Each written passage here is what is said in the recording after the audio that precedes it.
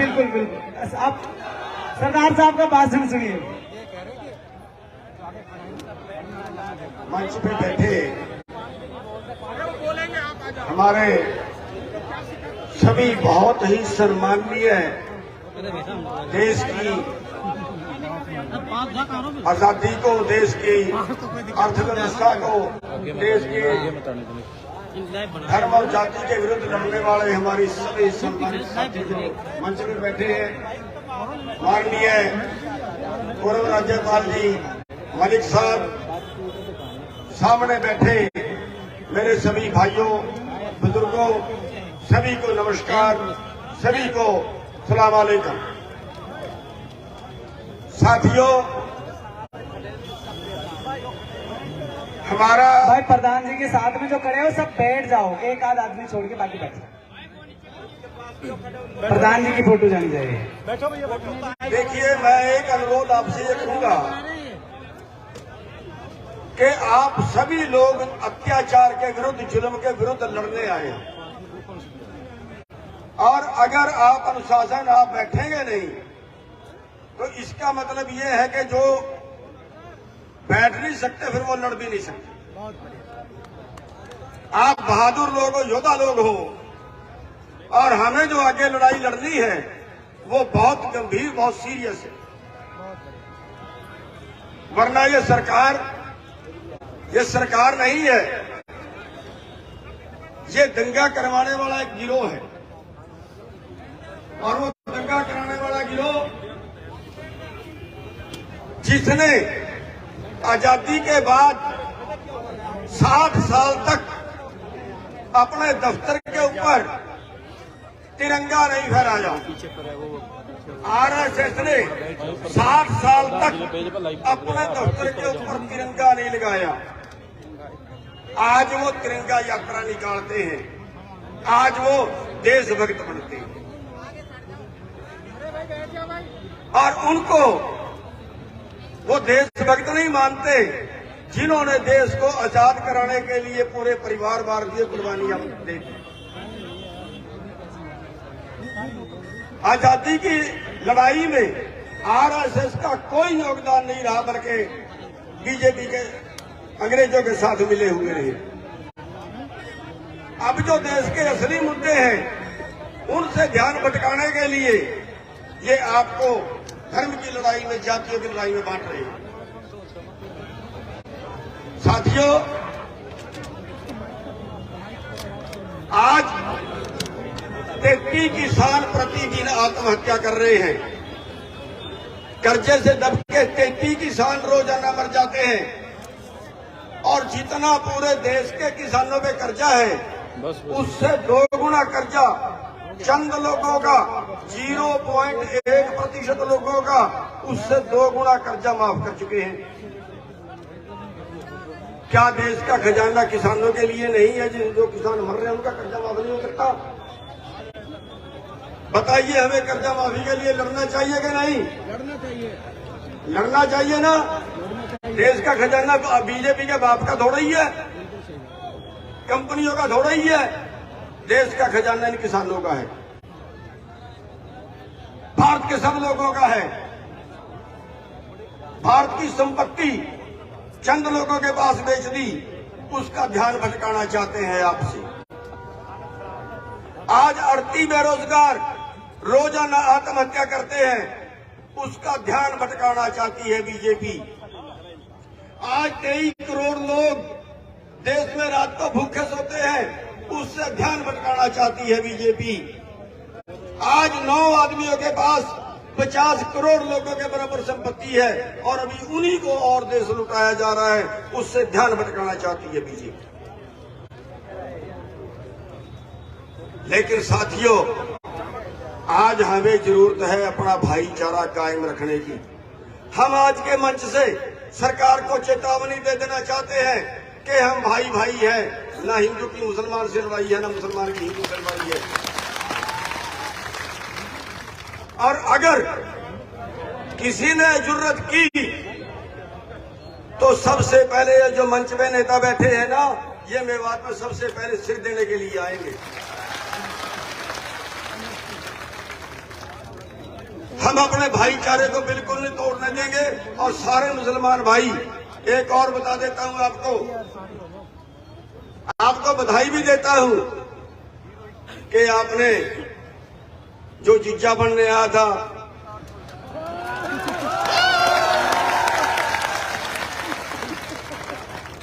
उसका स्वागत बहुत बढ़िया तरीके से किया है।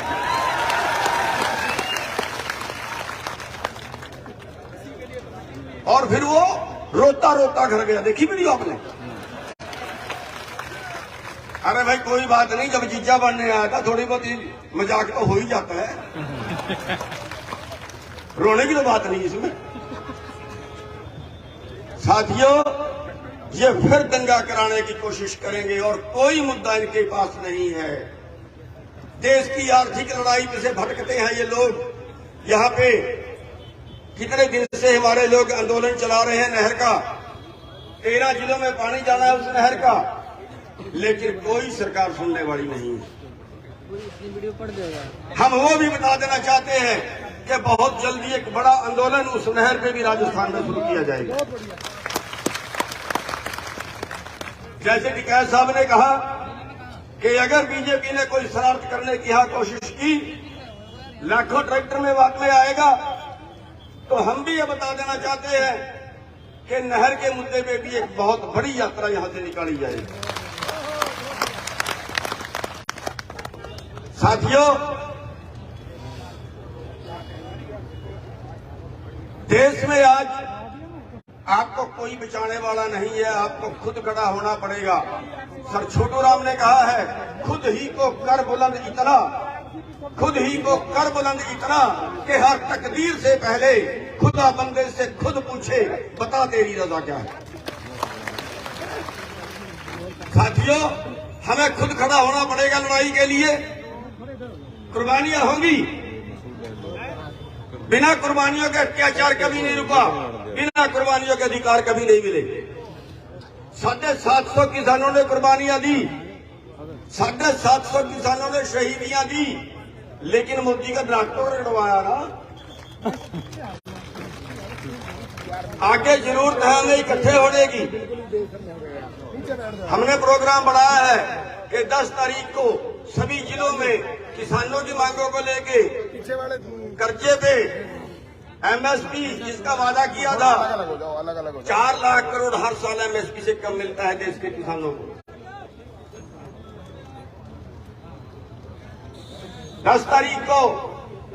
11 तारीख को सभी जिलों में ज्ञापन देंगे और उसके बाद 25 नवंबर को हम इकट्ठा करना चाहते हैं उन योद्धाओं को, उन शूरवीरों को जो देश के लिए मरना चाहते हैं,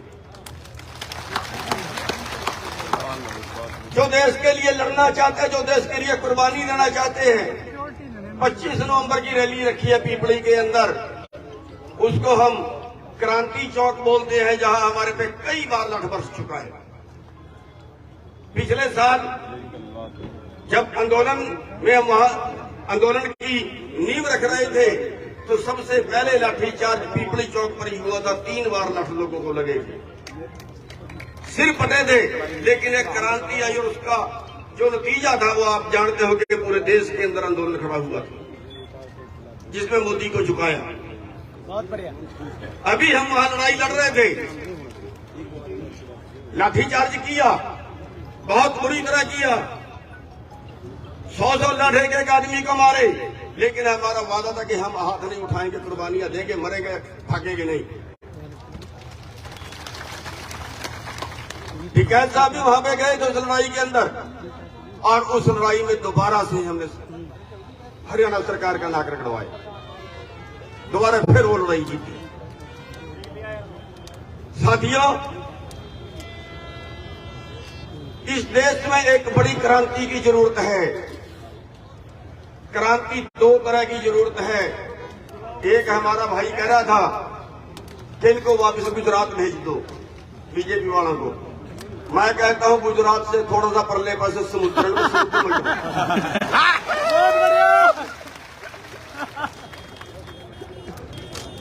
एक लड़ाई की जरूरत है हमें चुनाव की। जब तक आपके बीच से आपका दर्द रखने वाले लोगों को आप कुर्सी पे नहीं बिठाओगे, ये बीजेपी जैसे लोग आपका शोषण करते रहेंगे। आज वादा कर लो, आज वादा कर लो कि बीजेपी के उम्मीदवार को एक भी वोट नहीं देगा आप में से कोई। और साथियों, दूसरी जरूरत है हमें आंदोलन की क्रांति, और उस आंदोलन की क्रांति में हमें योद्धाओं की, शूरवीरों की जरूरत है, डरपोकों की नहीं। साथियों, 25 तारीख की रैली रखी है पीपली में। जो देश के लिए कुर्बानी देना चाहता है, जो देश के लिए मरना चाहता है, जो देश के लिए लठ गाना चाहता है, जो किसान मजदूरों के लिए जेल जाना चाहता है, वो सारे भाई उस रैली में पहुंचे। हम बता देना चाहते हैं इस सरकार को कि हम जब तक शरीफ हैं तभी तक शरीफ हैं। बीजेपी ने बहुत लठ मारे, मैंने आंदोलन के दौरान भी कहा था, बहुत लठ मारे हमें, लेकिन हमने कहा था कि अगर लाठीचार्ज का हुक्म हमने दे दिया ना, तो तेरे बीजेपी वाले घर से बाहर नहीं निकलेंगे, फिर ये हाल पीट पीट के कर देंगे। लेकिन हम शांति से लड़ते हैं, हम किसी पे हाथ नहीं उठाते, हम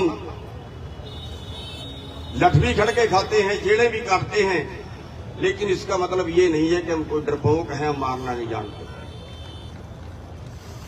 हम उपद्रवी नहीं हैं, हम सब कुछ बर्दाश्त करेंगे। आगे भी हमारे आंदोलन इसी तरह के रहेंगे, अहिंसक आंदोलन रहेंगे।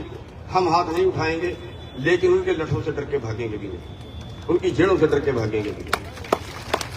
तो साथियों, आप सभी ने उसमें पहुंचना। एक बार हाथ खड़े करके बताओ कितने बहादुर लोग हैं जितने पहुंचेंगे वहां पे। अपने अपने खर्चे पे जाना सबने, हमारे पास कुछ नहीं है। साथियों, एक आश्वासन आपको और देके अपनी बात समाप्त करूंगा, और सरकार को ये चेतावनी देके कि सरकार मेवात वाले भाइयों को अकेला समझने की गलती मत करे। अगर मेवात की तरफ उंगली किसी ने उठाई तो सबसे पहले सिर देने के लिए हम यहाँ पे आए।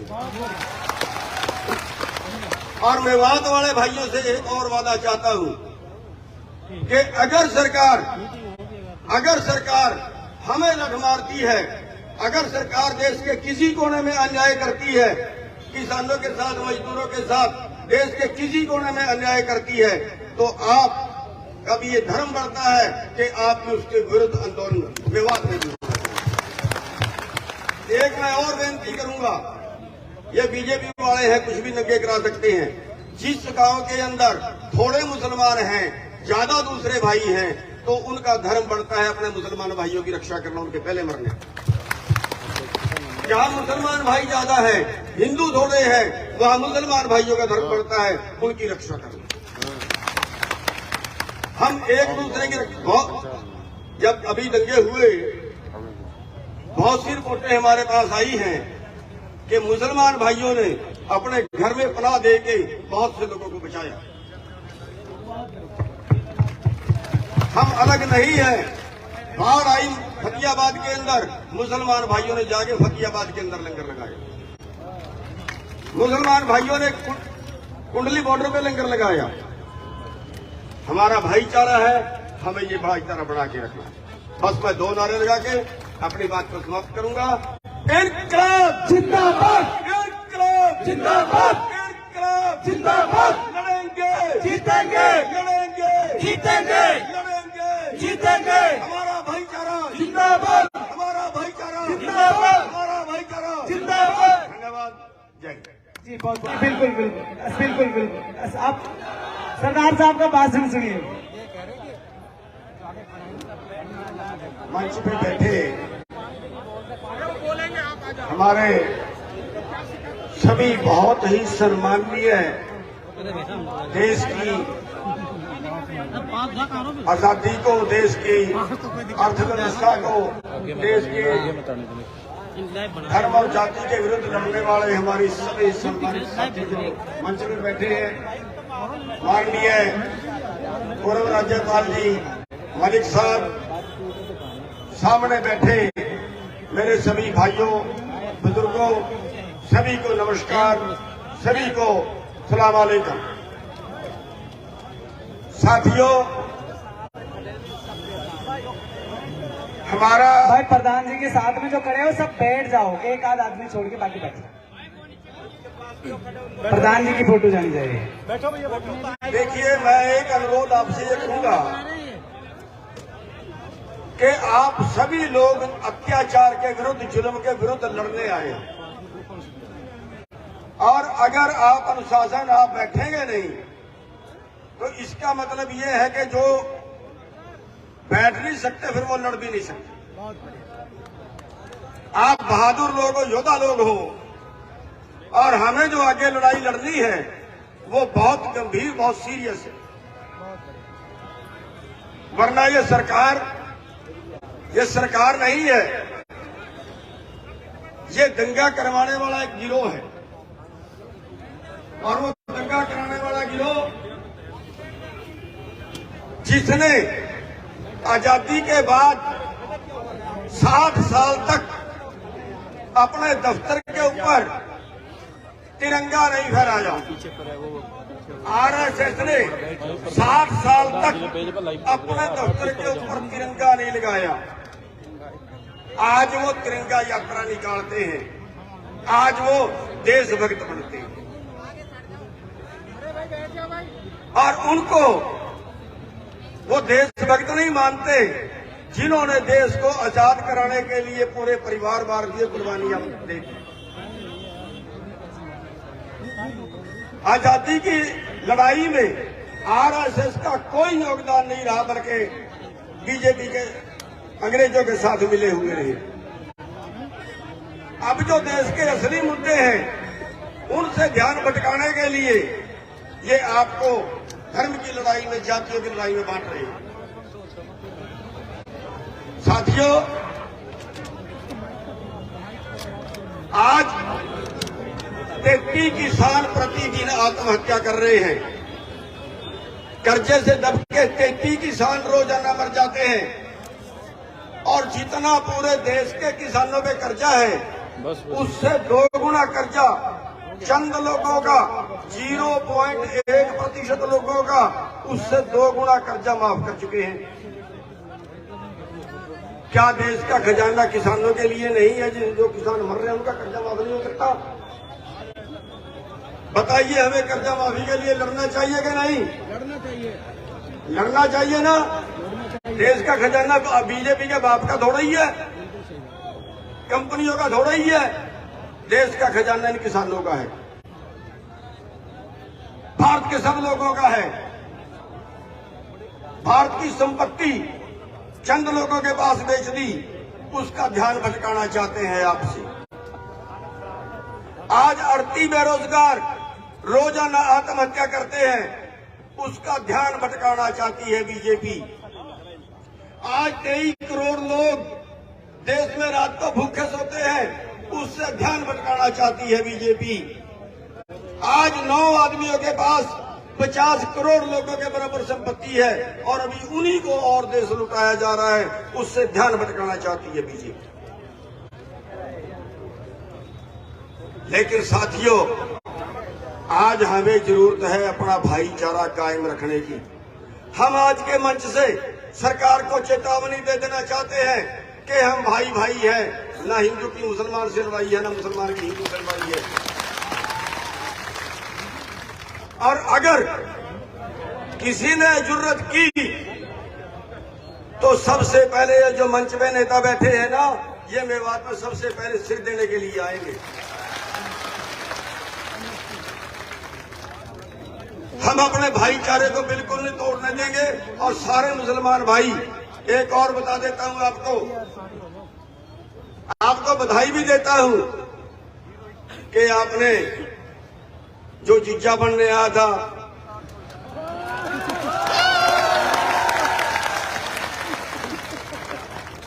उस उसका स्वागत बहुत बढ़िया तरीके से किया है।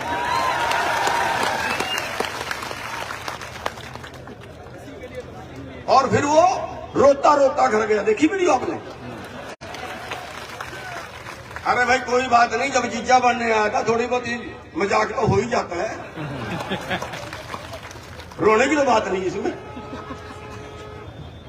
साथियों, ये फिर दंगा कराने की कोशिश करेंगे और कोई मुद्दा इनके पास नहीं है। देश की आर्थिक लड़ाई में से भटकते हैं ये लोग। यहाँ पे कितने दिन से हमारे लोग आंदोलन चला रहे हैं नहर का, 13 जिलों में पानी जाना है उस नहर का, लेकिन कोई सरकार सुनने वाली नहीं है।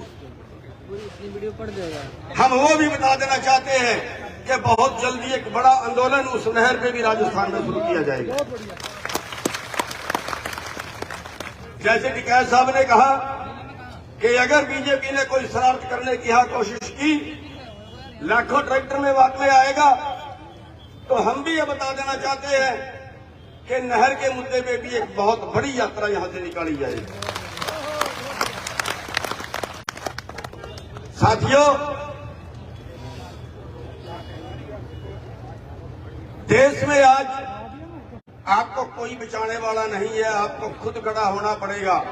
सर छोटू राम ने कहा है, खुद ही को कर बुलंद इतना, खुद ही को कर बुलंद इतना कि हर तकदीर से पहले खुदा बंदे से खुद पूछे, बता तेरी रजा क्या है। साथियों, हमें खुद खड़ा होना पड़ेगा लड़ाई के लिए। कुर्बानियां होंगी, बिना कुर्बानियों के अत्याचार कभी नहीं रुका, बिना कुर्बानियों के अधिकार कभी नहीं मिले। 750 किसानों ने कुर्बानियां दी, 750 किसानों ने शहीदियां दी, लेकिन मोदी का डॉक्टर रखवाया ना। आगे जरूरत है हमें इकट्ठे होने की। हमने प्रोग्राम बढ़ाया है कि 10 तारीख को सभी जिलों में किसानों की मांगों को लेके कर्जे पे एमएसपी जिसका वादा किया था, 4 लाख करोड़ हर साल एमएसपी से कम मिलता है देश के किसानों को।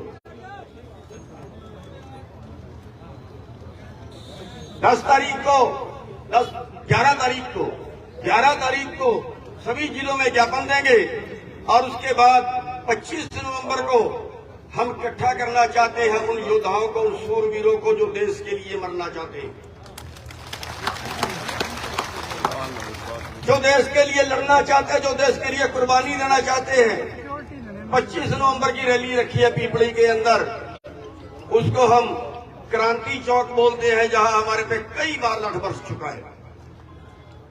पिछले साल जब आंदोलन में हम वहां आंदोलन की नींव रख रहे थे, तो सबसे पहले लाठीचार्ज पीपली चौक पर ही हुआ था। 3 बार लठ लोगों को लगे थे, सिर फटे थे, लेकिन एक क्रांति आई और उसका जो नतीजा था वो आप जानते हो कि पूरे देश के अंदर आंदोलन खड़ा हुआ था, जिसमें मोदी को झुकाया। बहुत बढ़िया। अभी हम वहां लड़ाई लड़ रहे थे, लाठीचार्ज किया, बहुत बुरी तरह किया, 100 लाठे के एक आदमी को मारे, लेकिन हमारा वादा था कि हम हाथ नहीं उठाएंगे, कुर्बानियां देंगे, मरेंगे, भागेंगे नहीं। टिकैत साहब भी वहां पे गए थे उस लड़ाई के अंदर, और उस लड़ाई में दोबारा से हमने हरियाणा सरकार का नाक रगड़वाया, दोबारा फिर वो लड़ाई जीती। साथियों, इस देश में एक बड़ी क्रांति की जरूरत है। क्रांति 2 तरह की जरूरत है। एक हमारा भाई कह रहा था कि इनको वापस गुजरात भेज दो, बीजेपी वालों को। मैं कहता हूं गुजरात से थोड़ा सा परले पास समुद्र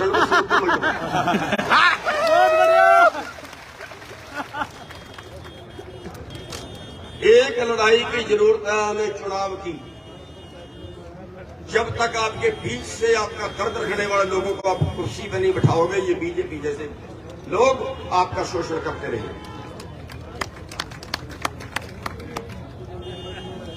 आज वादा कर लो, आज वादा कर लो कि बीजेपी के उम्मीदवार को एक भी वोट नहीं देगा आप में से कोई। और साथियों, दूसरी जरूरत है हमें आंदोलन की क्रांति, और उस आंदोलन की क्रांति में हमें योद्धाओं की, सूरवीरों की जरूरत है, डरपोकों की नहीं। साथियों, 25 तारीख की रैली रखी है पीपली में। जो देश के लिए कुर्बानी देना चाहता है, जो देश के लिए मरना चाहता है, जो देश के लिए लटकाना चाहता है, जो किसान मजदूरों के लिए जेल जाना चाहता है, वो सारे भाई उस रैली में पहुंचे। हम बता देना चाहते हैं इस सरकार को कि हम जब तक शरीफ हैं तभी तक शरीफ हैं। बीजेपी ने बहुत लठ मारे, मैंने आंदोलन के दौरान भी कहा था बहुत लठ मारे हमें, लेकिन हमने कहा था कि अगर लाठीचार्ज का हुक्म हमने दे दिया ना तो तेरे बीजेपी वाले घर से बाहर नहीं निकलेंगे, फिर ये हाल पीट के कर देंगे। लेकिन हम शांति से लड़ते हैं, हम किसी पे हाथ नहीं उठाते, हम लठ भी खड़के खाते हैं, जेड़े भी काटते हैं, लेकिन इसका मतलब ये नहीं है कि हम कोई डरपोक हैं, हम मारना नहीं जानते। हम उपद्रवी नहीं हैं, हम सब कुछ बर्दाश्त करेंगे। आगे भी हमारे आंदोलन इसी तरह के रहेंगे, अहिंसक आंदोलन रहेंगे। हम हाथ नहीं उठाएंगे, लेकिन उनके लठों से डर के भागेंगे भी नहीं, उनकी जेड़ों से डर के भागेंगे भी नहीं। तो साथियों, आप सभी ने उसमें पहुंचना। एक बार हाथ खड़े करके बताओ कितने बहादुर लोग हैं जितने पहुंचेंगे वहां पे। अपने अपने खर्चे पे जाना सबने, हमारे पास कुछ नहीं है। साथियों, एक आश्वासन आपको और दे के अपनी बात समाप्त करूंगा, और सरकार को ये चेतावनी देके कि सरकार मेवात वाले भाइयों को अकेला समझने की गलती मत करे। अगर मेवात की तरफ उंगली किसी ने उठाई तो सबसे पहले सिर देने के लिए हम यहाँ पे आए। और मेवात वाले भाइयों से एक और वादा चाहता हूं कि अगर सरकार हमें लठ मारती है, अगर सरकार देश के किसी कोने में अन्याय करती है, किसानों के साथ, मजदूरों के साथ देश के किसी कोने में अन्याय करती है, तो आप कभी ये धर्म बढ़ता है कि आप उसके विरुद्ध आंदोलन विवाद में जुड़। एक मैं और बेनती करूंगा, ये बीजेपी वाले हैं, कुछ भी नंगे करा सकते हैं। जिस गांव के अंदर थोड़े मुसलमान हैं, ज्यादा दूसरे भाई हैं, तो उनका धर्म बढ़ता है अपने मुसलमान भाइयों की रक्षा करना, उनके पहले मरने। जहां मुसलमान भाई ज्यादा है, हिंदू थोड़े हैं, वहां मुसलमान भाइयों का धर्म बढ़ता है, उनकी रक्षा करना। हम एक दूसरे की जब अभी दंगे हुए, बहुत सी रिपोर्टें हमारे पास आई हैं कि मुसलमान भाइयों ने अपने घर में पनाह देके बहुत से लोगों को बचाया। हम अलग नहीं हैं। बाढ़ आई फतेहाबाद के अंदर, मुसलमान भाइयों ने जाके फतेहाबाद के अंदर लंगर लगाया। मुसलमान भाइयों ने कुंडली बॉर्डर पे लंगर लगाया। हमारा भाईचारा है, हमें ये भाईचारा बढ़ा के रखना है। बस मैं 2 नारे लगा के अपनी बात को समाप्त करूंगा। इनकलाब जिंदाबाद, इनकलाब जिंदाबाद, इनकलाब जिंदाबाद। लड़ेंगे, जीतेंगे, लड़ेंगे, जीतेंगे।